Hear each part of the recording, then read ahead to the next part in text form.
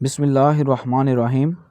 یہ جنگ ربیع الاول 12 ہجری دسمبر 633 عیسوی میں ہوئی۔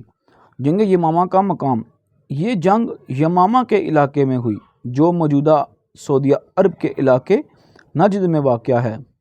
اصل میدان جنگ ایک مقام اکر تھا جو یمامہ میں بنی حنیفہ کا مرکز تھا۔ آخری اور فیصلہ کن معرکہ حدیقۃ الموت باغ موت میں ہوا جو مسلمہ کذاب کا مضبوط قلعہ نما باغ تھا۔ آج کل یمامہ کا یہ علاقہ ریاض سعودیہ عرب کے دارالحکومت کے قریب شمار کیا جاتا ہے۔ مدینہ کی فضا میں ایک عجیب سی خاموشی تھی۔ رسول اللہ صلی اللہ علیہ وسلم کی وفات کے بعد پورے عرب میں فتنوں کی آندیاں چل رہی تھیں۔ کچھ قبائل نے زکوٰۃ دینے سے انکار کر دیا، کچھ نے ارتداد اختیار کیا اور کچھ جھوٹے مدعیان نبوت سامنے آ گئے۔ انہی میں سب سے بڑا فتنہ مسلمہ کذاب تھا جو یمامہ میں اپنے جھوٹے دعووں کے ساتھ کھڑا تھا۔ مسلمہ نے ہزاروں لوگوں کو اپنے جھوٹے دین کی طرف کھینچ لیا۔ وہ اپنے لشکر کے ساتھ یمامہ کے مقام میں ڈٹا ہوا تھا اور اس نے مسلمانوں کے خلاف اعلان جنگ کر دیا۔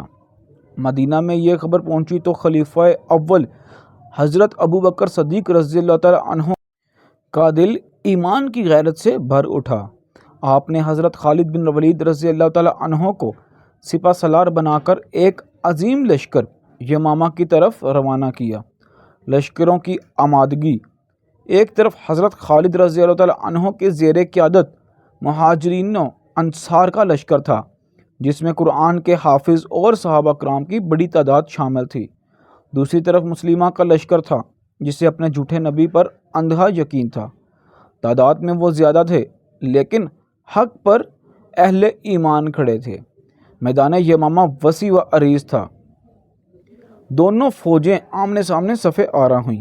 مسلمانوں کے دلوں میں قرآن کی محبت اور اللہ کی رضا کی تڑپ تھی، جبکہ مسلمہ کے ساتھی دنیاوی غرور اور دھوکے پر قائم تھے۔ جنگ کا آغاز۔ جنگ کا بغل بجا تو تلواریں چمک اٹھیں، نیزے گڑگڑائے اور تیروں کی بارش ہونے لگی۔ شروع میں مسلمانوں کو سخت دباؤ کا سامنا کرنا پڑا۔ مسلمہ کے پیروکار بڑی تعداد میں تھے اور وہ شدت سے حملے کر رہے تھے۔ کئی صحابہ کرام شہید ہوئے، حتیٰ کہ لشکر میں ایک لمحے کو کمزوری نظر آنے لگی۔ اسی وقت حضرت ثابت بن قیس رضی اللہ تعالیٰ عنہ اور دیگر جان بازوں نے للکار کر کہا: اے مسلمانوں، یہ پیچھے ہٹنے کا وقت نہیں، یہ وہ لمحہ ہے جب ہمیں قرآن اور ایمان کی خاطر اپنی جانیں قربان کرنی ہیں۔ ان کے الفاظ بجلی کی طرح دلوں میں اتر گئے اور مسلمانوں نے پھر سے جوش پکڑ لیا۔ باغ یمامہ۔ مسلمہ اور اس کا لشکر پیچھے ہٹتے ہوئے ایک بڑے باغ میں داخل ہو گئے۔ اس باغ کو بعد میں حدیقۃ الموت یعنی موت کا باغ کہا جانے لگا۔ مسلمانوں کے لیے یہ باغ ایک قلعہ بن گیا تھا جہاں سے مسلمہ کے سپاہی سخت مزاحمت کر رہے تھے۔ حضرت برہ بن مالک رضی اللہ تعالیٰ عنہ نے کہا: مجھے دیوار کے اوپر سے پھینک دو تاکہ میں اندر سے دروازہ کھول دوں۔ چنانچہ انہیں نیزوں پر اٹھا کر اندر پھینک دیا گیا۔ وہ اندر پہنچے تو شیر کی طرح لڑے اور بالآخر دروازہ کھول دیا۔ مسلمان لشکر اندر داخل ہوا اور زبردست معرکہ شروع ہو گیا۔ مسلمہ کی ہلاکت۔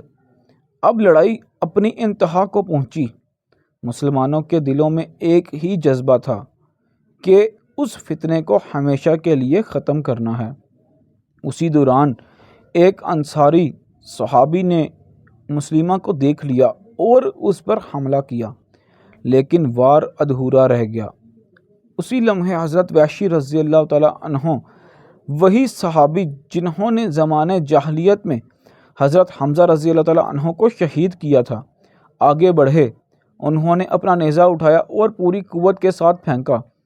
نیزہ سیدھا مسلمہ کے جسم میں پیوست ہو گیا۔ پھر ایک اور انصاری نے اس کا کام تمام کیا۔ یوں وہ چھوٹا نبی ذلت کے ساتھ مارا گیا اور اس کا لشکر منتشر ہو گیا۔ جنگ کا اختتام اور قربانیاں۔ جنگ جیت لی گئی مگر مسلمانوں نے اس مارکے میں بہت بھاری قربانیاں دیں۔ خاص طور پر قرآن کے حافظ صحابہ بڑی تعداد میں شہید ہوئے۔